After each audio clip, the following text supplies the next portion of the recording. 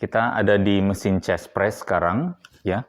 Untuk mesin chest press ini memang cukup modern sehingga desainnya sudah cukup bagus, memungkinkan kita untuk mengganti sandaran, ya. Sandarannya bisa lebih jauh supaya posisi siku saya tidak harus berada di jauh di belakang bahu. Saya bisa menempatkan sandaran supaya lebih menyender lagi supaya memungkinkan siku saya ada di depan, ya. Seperti ini contohnya.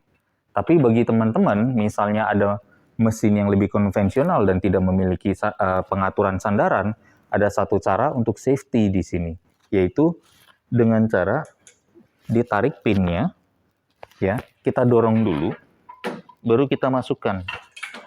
Tujuannya adalah supaya mendapat, nah ini kosong, mendapat titik start yang lebih maju pada siku, sehingga kita tidak perlu menyender, tapi kita perbaiki di sini, ya. Dan untuk melepasnya, jangan dari sini. Kita harus tekan dulu sedikit, cabut, baru lepas. Kalau tidak, nanti menghunjam langsung jatuh dan menimbulkan suara gaduh yang cukup besar. Oke, sekarang kita mulai.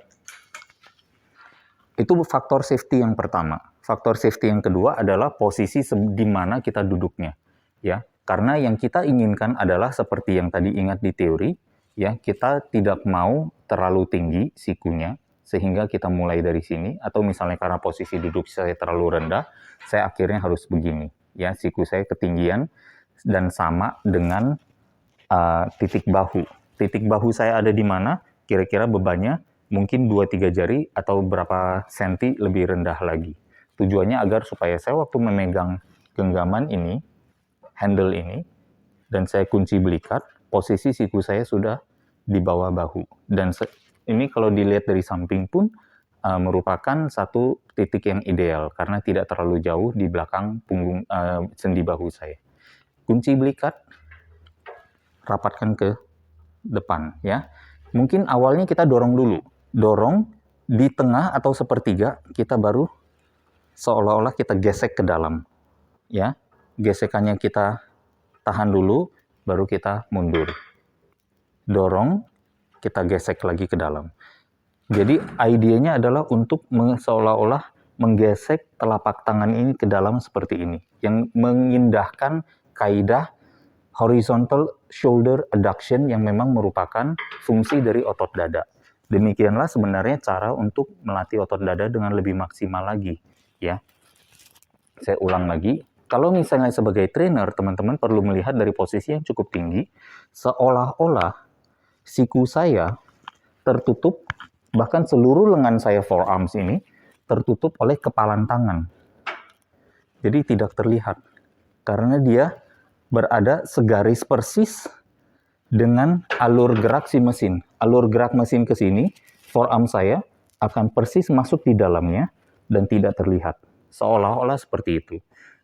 Either dilihat dari depan atau teman-teman bisa nanti ke samping melalui sampel video berikutnya, ya, untuk melihat bahwa siku saya stabil dan tidak mengalami naik turun sewaktu mendorong ke depan. Itulah sebenarnya cara yang baik. Kemudian apalagi yang kita bisa cek? Tulang belikat, ya. Kalau klien mengunci tulang belikat akan pasti kelihatan. Kalau dia buka, dia akan membungkuk. Mendorong begini dengan membungkuk, salah nggak? Kalau untuk dada, salah. Karena efektivitasnya jadi rendah. Tapi ini, jangan salah, adalah gerakan yang bagus untuk otot bahu, ya.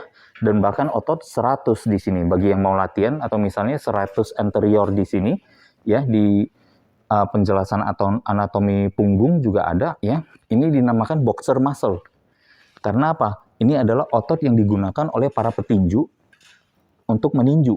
Nah, kalau misalnya dari segi fungsional, alat ini berarti memiliki fungsi yang banyak sekali.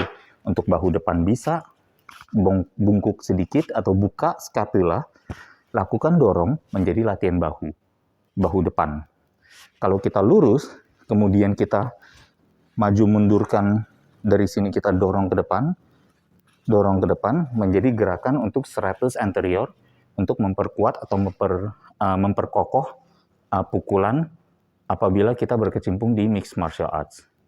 Dan kita kalau misalnya di traditional bodybuilding training yang muscle centric, yang seperti tadi, kita kunci belikat, siku posisinya sudah bagus, ya, tidak jauh di belakang bahu. Saya dorong sedikit dulu, kemudian saya adduction, seolah-olah menggesek ke dalam kedua forearms atau kedua telapak tangan saya. Saya lepas lagi, rasakan terus di dada, dengan kuncian belikat masih terus ada, saya dorong lagi, kemudian saya lakukan aduksi lagi.